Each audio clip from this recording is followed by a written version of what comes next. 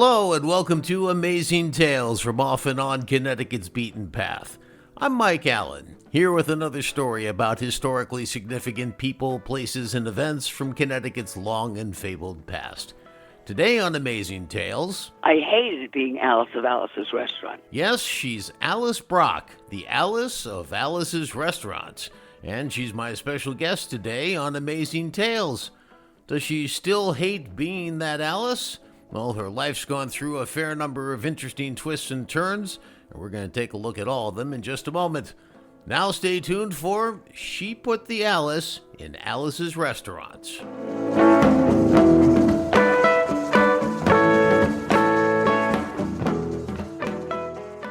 For those of you who are well versed in the Arlo Guthrie song Alice's Restaurant, you know that the first part of the story takes place in Stockbridge, Massachusetts. The second part, about the military draft during the Vietnam War, was set on Whitehall Street in New York City. But this is a podcast about Connecticut history, you say, so where's the connection? Well, hang tight. There's going to be a little surprise at the end that'll bring this story back into the Nutmeg State, or at least one chapter of it. I first met Alice Brock in 2014. I was vacationing with my wife on Cape Cod in Provincetown at the very end of the Cape. Alice's Restaurant had been a favorite song of mine ever since it came out in the 1960s. The folk anthem was the brainchild of songwriter Arlo Guthrie. I'd done some research showing that Alice had an art studio in Provincetown, and part of the vacation was devoted to finding that studio and seeing if we could introduce ourselves. Well, as luck would have it, we found her studio, but the sign out front said it was only open on appointment or weekends or by chance. Well, we went back to our hotel, called her studio's telephone number, and found a convenient time to drop by. And when we did, it was better than I had even imagined. Alice had both her own art as well as memorabilia from the incident in Stockbridge. Among her art were beach stones, something that's now a collector's item, as her medical condition no longer allows her to create them. I proudly own two of them, and you can see photos of one of them on my Facebook page at Amazing Tales CT. Alice says the idea of painting a face on a rock and leaving it on the beach for someone else to find always intrigued her. When people walk along the beach, they're going to be you're always looking down at the shells and the sand and the stones and the beach glass, and all of a sudden something will be looking back at them. If you can still find one, the rocks usually have a cat emblazoned on them. But we're getting ahead of the story. Like any human being, there's a story behind the story, and Alice's story has its own fair share of twists and turns. She was born in 1941 in Brooklyn, New York, near Eastern Parkway. Now she's 81 years old and has been diagnosed with COPD and lives with an oxygen-breathing machine. Her parents in those days were quite liberal, she says. Her dad, a member of the Communist Party. And this was at the time when Senator Joseph McCarthy was castigating persons at congressional hearings who belonged to that party, trying to ruin their reputations and lives. Alice says she, too, was a nonconformist growing up, pushing the envelope and testing the boundaries, a bit of a rebel. I was a very bad child. I was always in trouble.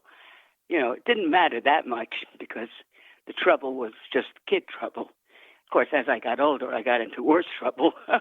This included, by her own recollection, having been thrown out of nursery school, dropping out of grade school in the third grade, not finishing high school and nearly being confined to a reform school for some criminal mischief, and dropping out of Sarah Lawrence College before graduating.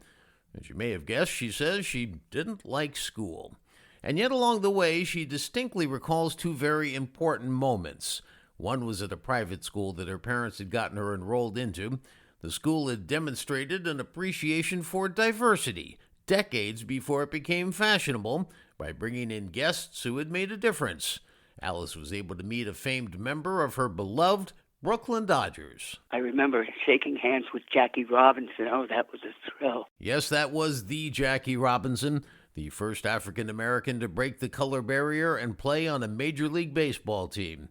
While that was a thrilling memory, perhaps more important to Alice's overall development was a teacher at that school who got her focused on a key love in her life. They had a great art teacher, and I really got into painting and sculpture and all of that, which saved my life, really. Alice says that art afforded her the opportunity to escape from negativity and simply enjoy the beauty of life. You just get swept away when you're doing it.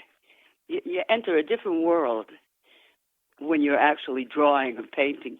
It's like you go away and you're taken, something else takes over. It's a wonderful feeling. Anybody who's creative knows what I mean. Aside from art, her other love in those days was politics.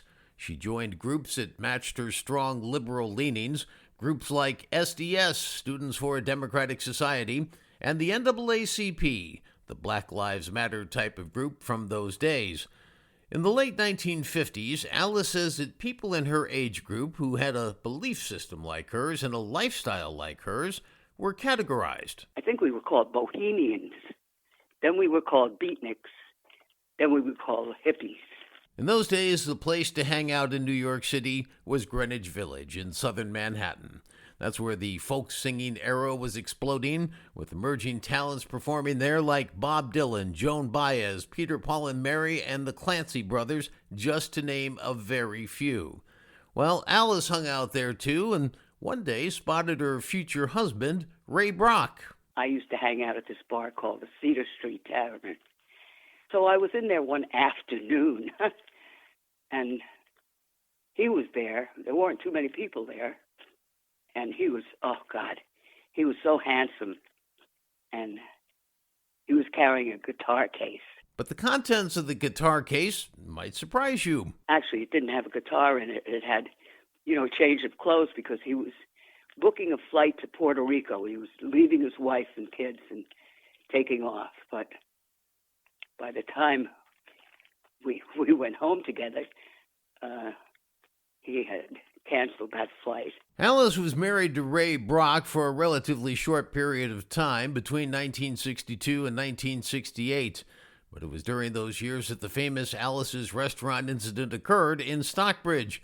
She says that both Ray and her mother didn't like her being so wrapped up in left-wing politics in New York, and she says that her mother offered them the opportunity to come to the Berkshires in western Massachusetts for a few months.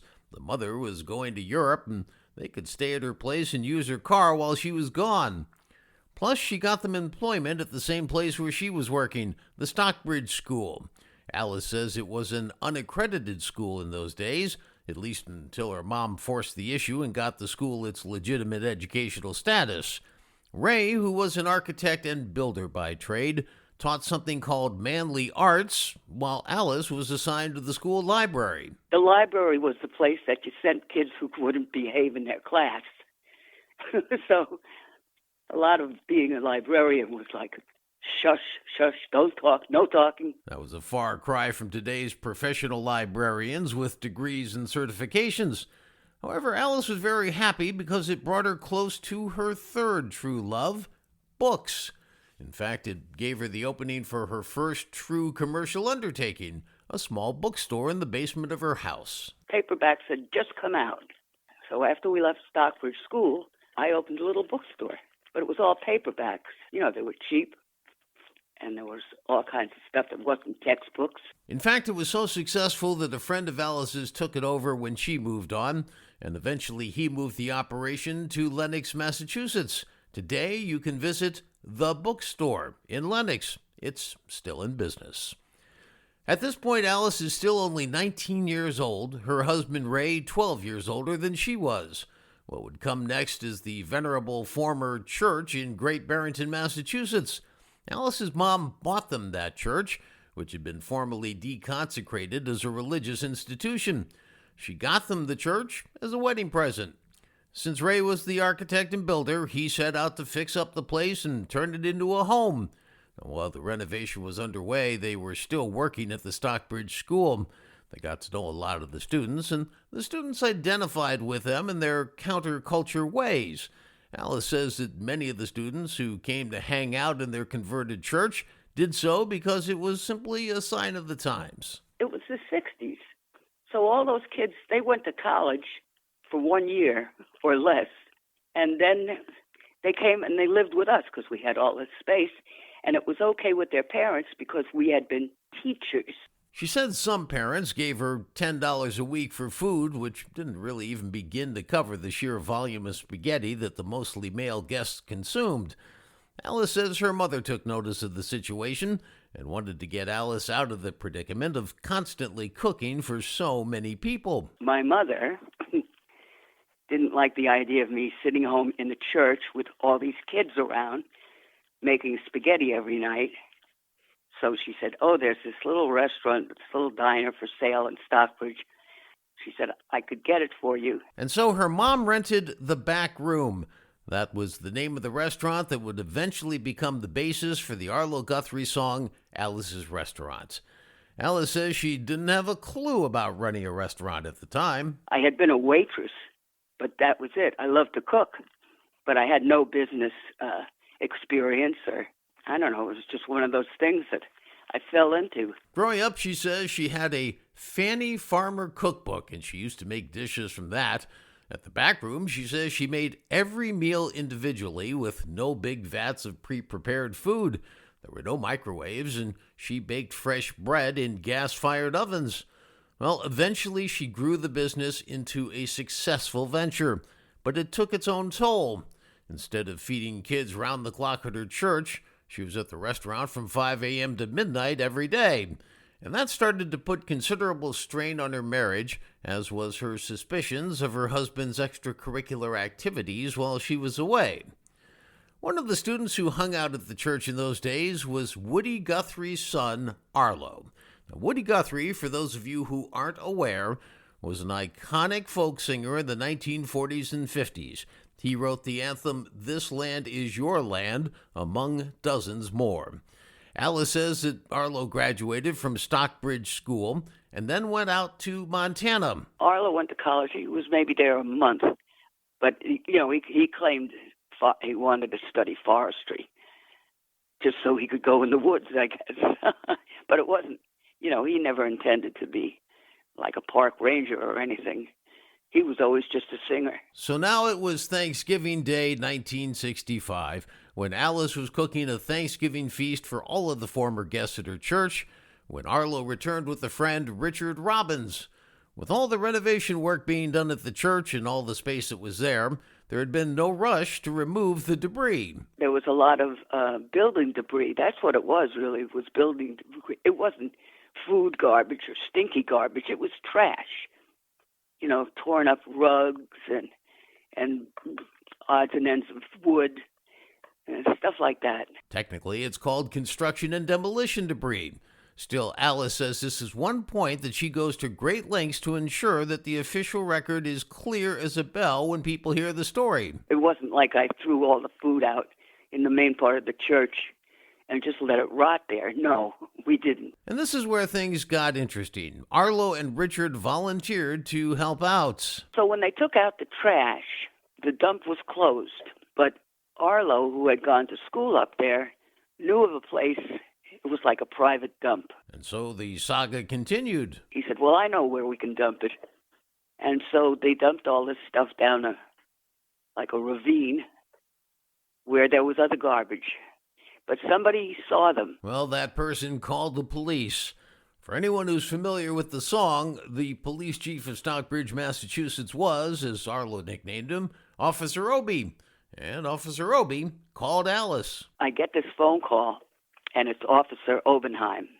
And he says, we want you to come down to the police station because we found your name under this pile of garbage. There was a letter, I guess, with our name and address on it. And so it was time to visit the police officer's station, as Arlo called it. I sent Arlo and Rick Robbins, it was, and they went to the police station, and next thing they knew, they were in handcuffs. Alice says it was pretty clear in her mind why there was such a heavy hand being administered for this incident. It was some kind of a big crime. I think because they were hippies, and Stockbridge was a very, very conservative, rich people's home. So we certainly didn't fit in. We had long hair and all that stuff. Lived in a church that made us freaks. Of course, when you're in jail, you get one phone call. Well, Arlo used it to call Alice and tell her what had happened and also say they'd like to be bailed out. The bail was like $50. Well, who had $50 in those days? But I took a collection among all the people and we scraped up $50 and I went and bailed them out. Now, in the song, Arlo says that Alice had a few nasty words to Obie on the side. Well, Alice says that was only the half of it. Well, I went in there screaming at the chief of police. And, he said, I can put you in a cell, too. What about that judge with the seeing-eye dog?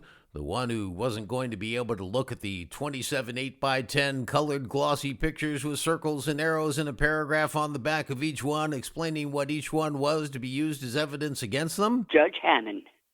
He was a blind judge, and he was in the courtroom with his seeing eye dog. Which led to one of the more memorable lines in a song filled with memorable lines, the one about this being another case of typical American blind injustice. After the popularity of the song became clear, United Artists decided to make a movie by the same name. Alice says that all the original players were called back and brought together for the making of the film, but in several cases, actors played the original persons. For example, Pat Quinn played Alice Brock, and if Pat Quinn sounds familiar, she was also one of Marlon Brando's lovers later in life. Alice says that she, Arlo, and Officer O.B. got to spend time together on the set, waiting for their turns to do some filming. And she says during that time, they actually grew to get to know one another, and they became good friends. That friendship remained until Police Chief William Oberhein's death in 1994. Well, becoming friends was the positive part of the movie. On the negative side, Alice says it took a lot of liberty with the truth. There were a lot of things that appeared the same, but they weren't the same. They put a lot of drugs and violence in the movie, which there wasn't any. There were also insinuations of extramarital affairs by Alice, which were also not true. Ironically, she says that one of the true scenes was the reenactment of her wedding to Ray Brock, but even that had its shortcomings. It was very funny because, there's a wedding scene in the movie. At the same time as the wedding scene was going on, while they were shooting the wedding scene, I was getting a divorce. In all, Alice ran 3 different restaurants in Stockbridge. The back room was the one that everyone refers to as Alice's Restaurant. It's on Route 7 in Stockbridge, Massachusetts. And if you look on Google Maps, you'll find a historical marker denoting where the restaurant is located. It's currently called Teresa's Stockbridge Cafe. After her restaurant adventures, she continued her dream, a dream that was half a century old. It was a dream she used to have as a child when her parents took her to Provincetown on Cape Cod for summer vacation. I loved it. I just loved it. And I always said, well, someday I'm going to be an artist and I'm going to live in Provincetown. And it took me about 50 years to make that come true, but it did come true. Alice has been living in Provincetown for 40 years, although she no longer has her art studio. She suffers from a medical condition that makes it difficult to use her hands for painting and drawing. When she was active, she focused on people and animals. And those beach stones, they were an idea that originally occurred on a summer trip to Martha's Vineyard with Ray Brock while they were still a couple. She wanted to bring some rocks that she had picked up off the beach at Martha's Vineyard back to the Berkshires with her. And, of course, Ray said, forget it, we're not taking that back, it's just rocks. I said, but I'm going to do something with them. So then I started drawing on them with India ink, and I waterproofed them with nail polish, clear nail polish, because after I drew on them, I would put them back on the beach. But with her new life in Provincetown, without Ray, and with her art studio, she was free to pursue those beach stones and all of her other artistry pursuits. Well, Alice says that this chapter in her life changed her from what she had once been. I hated being Alice of Alice's Restaurant because it kind of locked me into a role that, first of all, I didn't really write. It wasn't really all that true. And I had done so many other things since then, but everybody thought of me as that Alice of Alice's Restaurant, not as a human being who had many interests and had done many things. But then with the openness of her art studio and the ability for people to walk in and visit, She saw the impact that her role had had as people just walked in and told her their stories about their recollections of her. It started out, oh, my mother knows who you are. Now it's my grandmother knows who you are. In time, she says, her resentment completely turned around to a mood of happiness. People would come in and they didn't know I was Alice of Alice's Restaurant. But they would come in, and after a while, it kind of dawned on them. And they would just, oh, you made my day. I had one woman, she burst into tears. Everybody would tell me about their experiences in the 60s. It was just wonderful.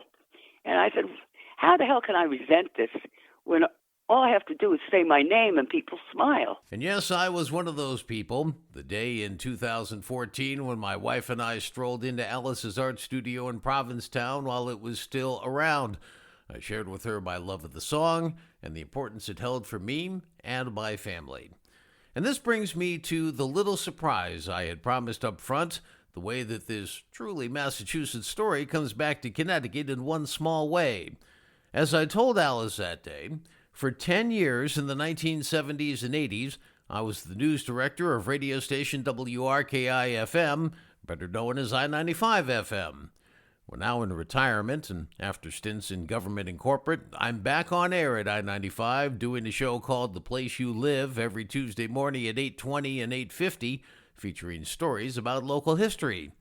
But back then, in the year 1980, I was on duty with the disc jockey Buzz Knight on Thanksgiving Day. We were the only two in the studio. I suggested to him that we start a new Thanksgiving tradition by playing Alice's Restaurant at high noon. Well, he did it, even though it broke all the station's rules at the time about formats. And well, it caught on. Other stations heard it, and they started copying the tradition. Well, today, it almost doesn't matter where you are in New England. If you turn on your radio at 12 noon on Thanksgiving Day, you're bound to hear Alice's Restaurant playing.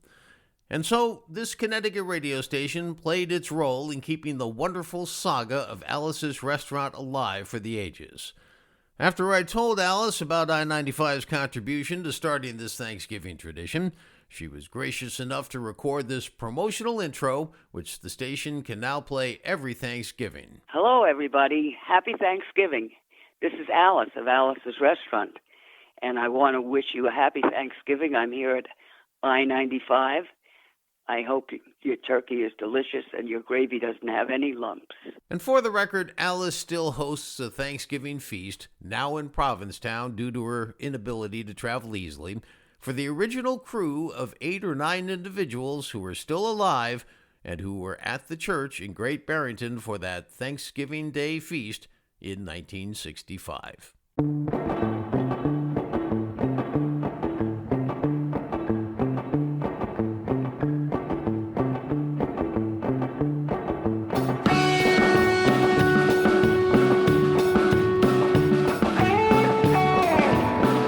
Well, that's it for this episode of Amazing Tales from Off and On Connecticut's Beaten Path.